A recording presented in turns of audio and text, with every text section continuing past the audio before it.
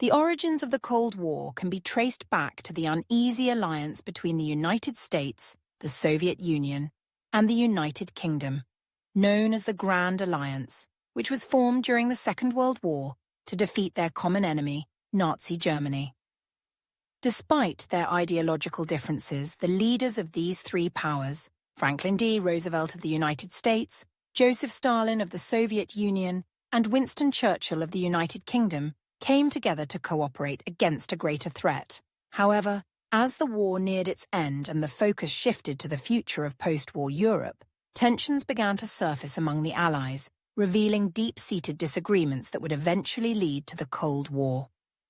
The first significant discussions regarding Europe's future took place at the Tehran Conference in November 1943, where Roosevelt, Stalin, and Churchill met to coordinate their military strategies and begin planning for the post-war world. At Tehran, the Big Three agreed on a broad outline for the defeat of Nazi Germany, including plans for the D-Day invasion of France and the Soviet Union's role in launching a major offensive on the Eastern Front.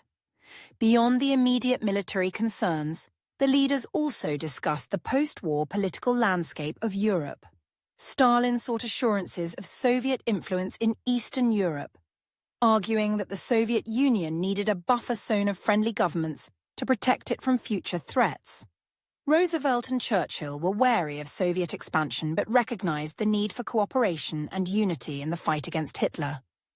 Though tensions were evident, the leaders managed to maintain a semblance of solidarity, and no fundamental disagreements were resolved at this stage.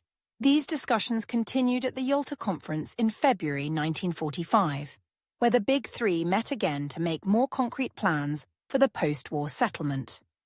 At Yalta, several important agreements were made.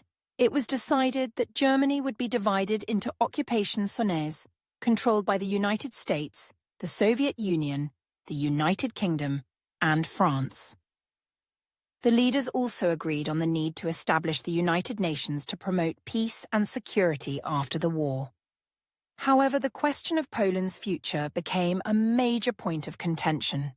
Stalin insisted on establishing a pro-Soviet government in Poland, which he argued was essential for Soviet security, while Roosevelt and Churchill pushed for a more democratic, broadly representative government.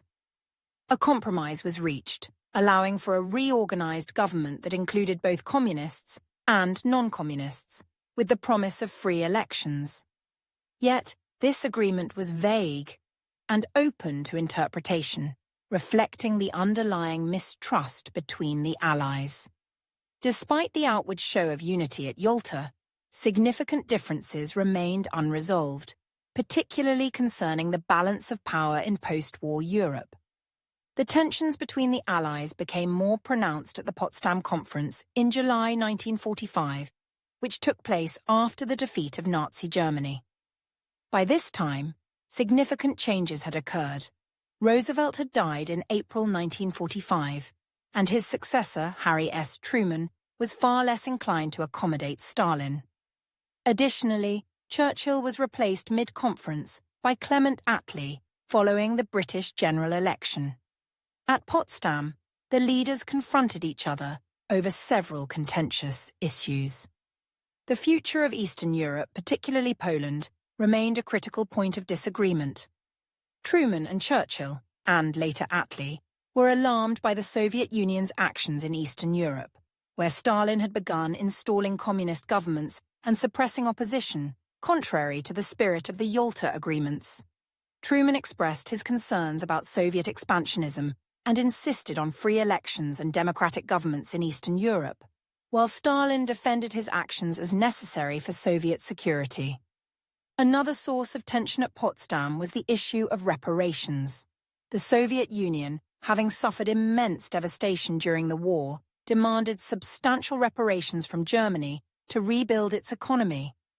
The United States, however, feared that excessive reparations would cripple Germany's economy and lead to instability, as had happened after World War I.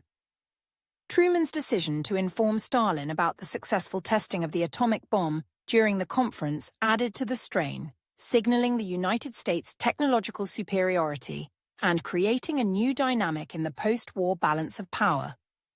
Potsdam exposed the first cracks in the Grand Alliance, as it became increasingly clear that the Allies had fundamentally different visions for the future of Europe.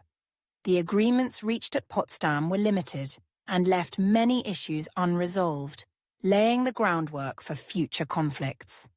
The growing tensions between the United States and the Soviet Union were rooted in their fundamentally different ideologies. The United States was a capitalist democracy that believed in free markets, political pluralism, and individual liberties, while the Soviet Union was a communist state with a centrally planned economy and a one-party system that suppressed political dissent. These ideological differences had been temporarily set aside during the war, but as the Allies began to negotiate the post-war order, the stark contrast between their worldviews became impossible to ignore. The United States saw Soviet expansion in Eastern Europe as a threat to democracy and freedom, while the Soviet Union viewed American demands for democratic elections as an attempt to undermine its security and promote Western influence in its sphere of influence.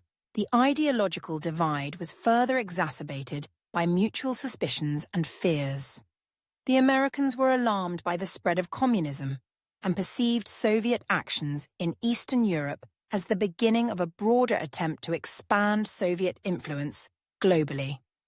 The Soviets, on the other hand, viewed American actions, such as the development of the atomic bomb and the Marshall Plan, as efforts to encircle and contain the Soviet Union.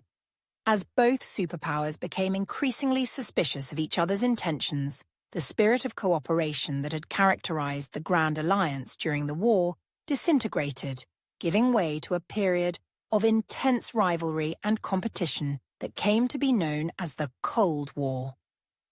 The Grand Alliance, which had been built on the necessity of defeating a common enemy, could not withstand the pressure of the conflicting ideologies and strategic interests of its members, leading to a breakdown in relations and the emergence of a divided Europe.